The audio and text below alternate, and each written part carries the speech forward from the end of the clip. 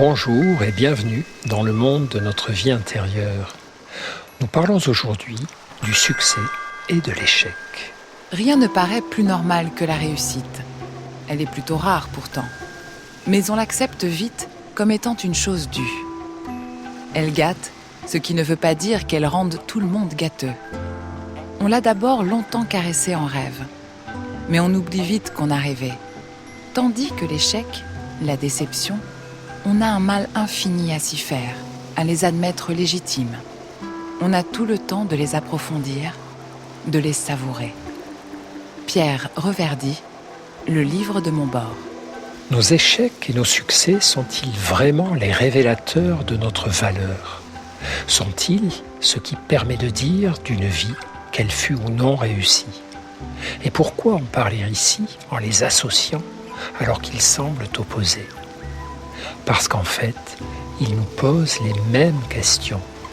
La question de notre dépendance aux normes sociales, aux regards et aux jugements portés sur nos actes.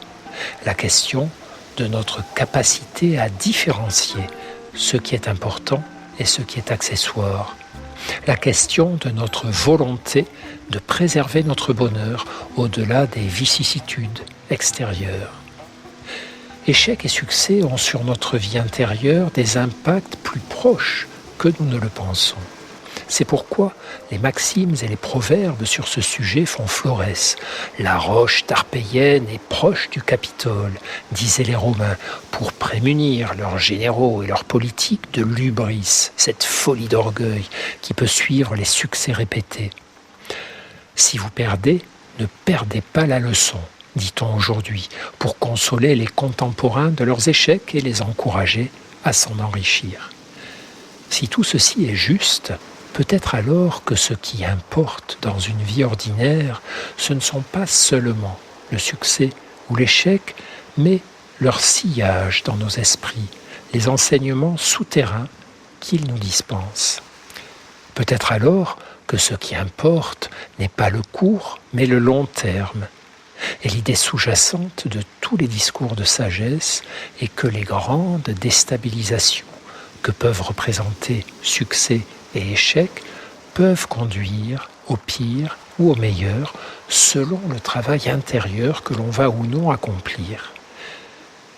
Ce travail consiste à ne pas se laisser emporter par le tourbillon des événements et des paroles qui suivent les succès ou les échecs, accepter certes félicitations ou consolations, mais surtout vite se recentrer, s'isoler, s'examiner.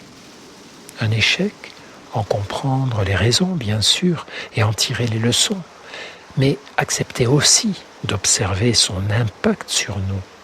Tout échec est une souffrance, une déception, une désillusion, mais aussi une expérience universelle.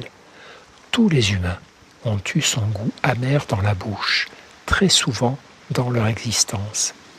Sartre disait « L'histoire d'une vie, quelle qu'elle soit, est l'histoire d'un échec. » Un succès, le savourer bien sûr. Ce serait une erreur de ne pas le faire, de ne pas accepter les compliments, de ne pas se réjouir sous prétexte que d'autres défis nous attendent. Toutes les joies sont bonnes à prendre, car la vie est dure. Alors, savourer les émotions, puis faire preuve de prudence avec les conclusions. Éviter ce que le poète Christian Bobin appelle le sinistre éclat du triomphe. Par exemple, en se tournant tout de suite vers la gratitude. Quelle est la part de mon succès que je dois aux autres ? Quelle est la part du hasard, de la chance ? Puis, tout à la fin seulement, que montre ce succès de mes talents, de mes efforts ?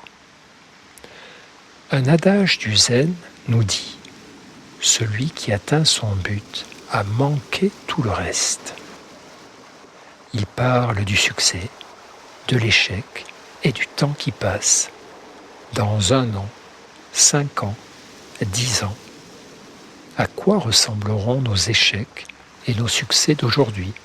Combien de succès se seront avérés stériles, inutiles, épuisants ? Combien d'échecs féconds et salvateurs ? Faisons de notre mieux, agissons, restons sereins, puis laissons la vie juger.